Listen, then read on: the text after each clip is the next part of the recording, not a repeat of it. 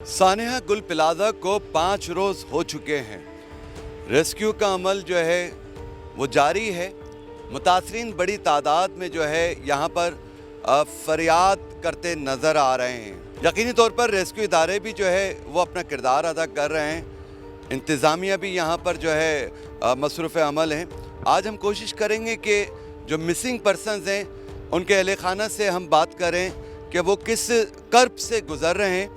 आइए हमारे साथ।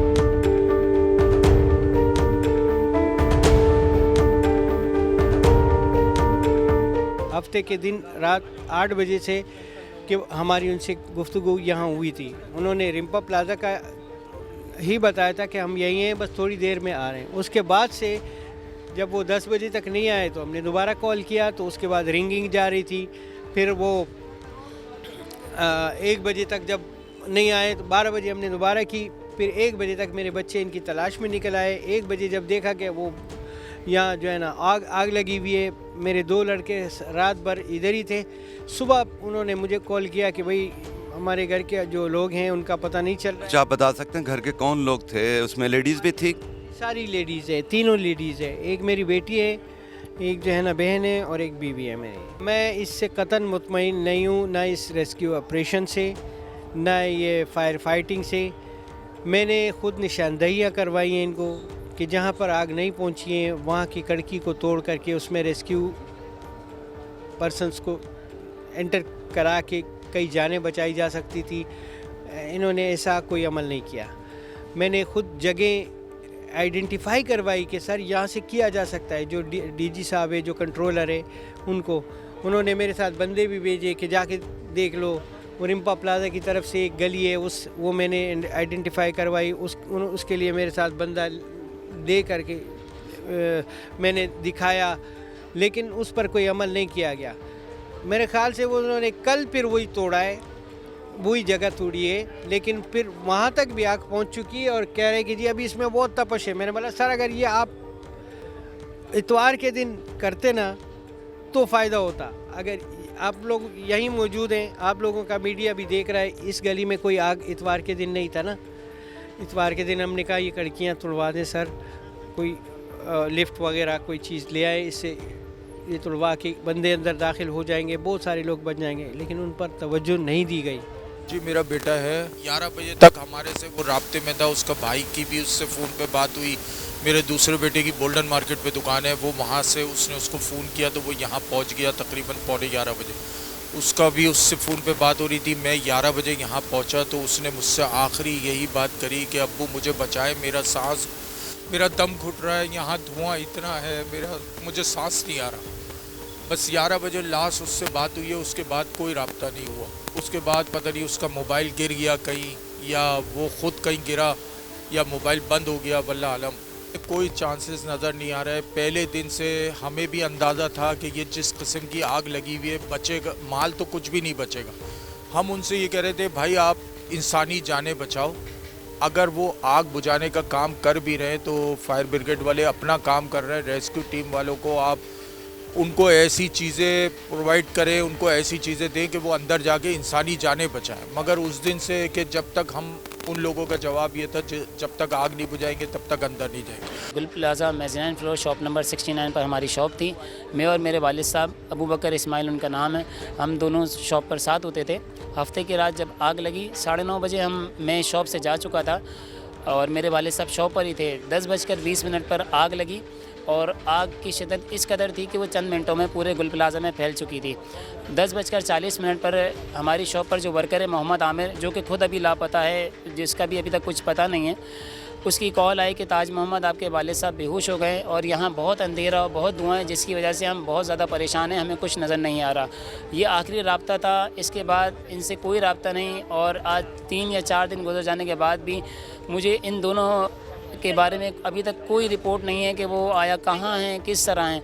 अगर बॉडीज़ की सूरत में है तो मैं आपके चैनल से आपके चैनल के तवज्जुह से यही गुजारिश करूँगा कि उनकी बॉडीज़ हमें जल्द से जल्द हम तक दी जाएँ, ताकि जो उनकी आखिरी रसूमात हैं, जो उनके आखिरी मामलात हैं, वो हम अदा कर सकें और अपने दिल को इसी तरीके से मुतमईन कर सकें। यहाँ डीसी ऑफिस में तो मुतासरीन की रहनुमाई के लिए इंतज़ामात अच्छे हैं, मगर इससे पहले आप एंट्री के लिए बहुत परेशानी है। انٹری کے لیے جو انتظامیہ ہیں, جو پولیس ہیں, وہ اندر آنے نہیں دیتی. نہ صرف ہمیں بلکہ ہر جو وکٹم ہیں یا جن کے دکاندار ہیں وہ ان سے بڑی ریکویسٹ کرتے ہیں کہ برائے کرم ہمیں آنے دیں اندر, مگر ہمارے پاس ایسا کوئی پروف یا وہ نہیں ہے کہ جس سے ہم اندر آ سکیں. تو میں ایک بار پھر یہی گزارش کروں گا کہ کچھ ایسے اقدامات کیے جائیں کہ جو لواحقین ہیں ان کی معلومات آسانی سے گورنمنٹ ہمیں دی جائے یا DC آفس ہمیں ان کی معلومات دی جائے. ہفتے کی رات کو غالباً 9:30 پونے 10 بجے کے قریب یہ سینٹر میں آگ لگی, کہتے ہیں شارٹ سرکٹ ہوا. تو اس کے 10 منٹ بعد انہوں نے سارے ایگزٹ سیل کر دیے, ٹھیک ہے. اس کے بعد آگ اتنی شدت سے پھیلی ہے کہ لوگ اندر پھنس گئے, متاثر ہو گئے, لوگ آنا جانا پرابلم ہو گیا. لیکن ایسی سچویشن پہ اگر دکان سیل کر دیے, بند کر دیے ہیں, تو ان کو پہلی فرصت میں گیٹ کھولنے چاہیے. اگر گیٹ کھول دیتے نا تو آج یہ اتنے لوگ متاثر نہ ہوتے. اب باقی رہی بات ہمارے آنے جانے کی, ہمیں بہت دشواری ہو رہی ہے. ہر 1 گھنٹے بعد 2 گھنٹے بعد ٹیم چینج ہوتی ہے, پھر پرابلم کرتے ہیں ہمیں کہ کہاں جا رہے ہو, کدھر جا رہے ہو. کہتے ہیں شفیق پلازا میں رہتے ہیں, ID دکھاؤ, یہ دکھاؤ. مطلب 100 مسئلے مسائل ہمارے ساتھ بھی. اس سے پہلے تقریباً 17-18 سال قبل جب مصطفیٰ کمال صاحب تھے تو ہم نے فائر کے جو ڈائریکٹر ہیں ان کو ایک اپلیکیشن دی تھی کہ ہر مارکیٹ کے باہر فائرز کے لیے ایک جیسے یہ فائر بریگیڈ کے بعد پائپس ہوتے ہیں, یہ پائپس ہم اپنے خرچے پہ لگوا لیں گے, کوئی ٹینکر کا نظام ہم بنوا لیں گے. تو لیکن آپ اس میں ہماری ہیلپ کریں, لوگوں کو جو ہم اپنی ٹیم دیتے ہیں ان ٹیم کو فائر فائٹر بنائیں. لیکن اس بات پہ توجہ نہیں دی گئی, اس وقت وہ ریجیکٹ کر دی گئیں سب چیزیں. مسلسل ہم جد و جہد بھی کریں نا تو ایسی چیزوں کو ریجیکٹ کر دیا جاتا ہے, کیونکہ آپ کو پتہ ہے کہ بہت سے لوگ یہ چاہتے ہی نہیں ہیں کہ کچھ یہ لوگ آگے بڑھ کے ایسے کام کریں. ابھی بھی میں کہہ رہا ہوں کہ دیکھیں ابھی جو کچھ ہو گیا اس کے آگے کی روک تھام کے لیے آپ اپنا عملہ بھیجیں ہمارے پاس, ہر مارکیٹ میں بھیجیں. ہم ہر مارکیٹ میں تعاون کرنے کے لیے تیار ہیں, لیکن اس میں آپ کے لیے ضرورت یہ ہے کہ خالی ہمارا ایکوپمنٹ لگانے سے کچھ بھی نہیں ہوگا جب تک ہماری ٹیم کو آپ ٹرین نہیں کر دیں. ٹریننگ بھی ان کی ضروری ہے, جبھی تو وہ اس پہ اگر آگ لگ جائے تو قابو پا سکیں گے. تو ہم ہر چیز کے لیے تیار ہیں. اور آپ کو ایک اور بات بتاتا چلوں کہ ہم واٹر ٹیکس دکانداروں پہ نہیں بنتا, لیکن اس کے باوجود واٹر کا بل آتا ہے, اس میں فائر کا بل بھی ہوتا ہے, تو ہم وہ ادا کرتے ہیں. جب ہم یہ چیز ٹیکس ادا کر رہے ہیں تو آپ کو چاہیے کہ اس کی سہولت کے لیے ہمارے لیے اقدامات کریں. ہفتے کی رات سے یہاں پہ تقریباً جو ہے جیسے ہی ہمارے کو آگ کا پتہ چلا, ہم تقریباً 12-1 بجے یہاں ہم آ گئے تھے. اور پھر اس کے علاوہ جب ہم نے رات سے جو ہے نا پانی کی بوتلیں ہم لے کے آئے, پھر ہم کھانا ناشتہ وغیرہ ہم جو ہے نا یہ پرووائڈ کر رہے ہیں. جو ریسکیو کے لوگ اور پولیس اہلکار جو ڈیوٹیاں دے رہے ہیں, جو کام کر رہے ہیں, ہم ان کو وہیں پہ جا کے ان کو کھانا دے رہے ہیں تاکہ وہ کام کرتے رہیں اور ان کو جو ہے نا پرابلم نہ ہو, تاکہ وہ ہٹے نہیں اپنی جگہ سے کھانے کے لیے. ہم ان کو وہاں پہ جا کے کھانا پہنچا رہے ہیں.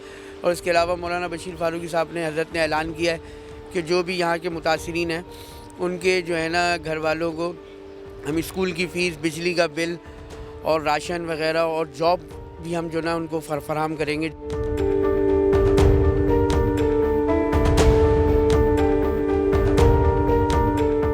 ثانیہ گل پلازا کے جو متاثرین ہیں, جو یہاں مسنگ پرسنز ہیں, ان کے اہل خانہ جو ہے وہ یہاں انتظامیہ کی جانب سے کیے گئے امدادی جو کارروائیاں ہیں اس سے کسی حد تک مطمئن نہیں ہیں.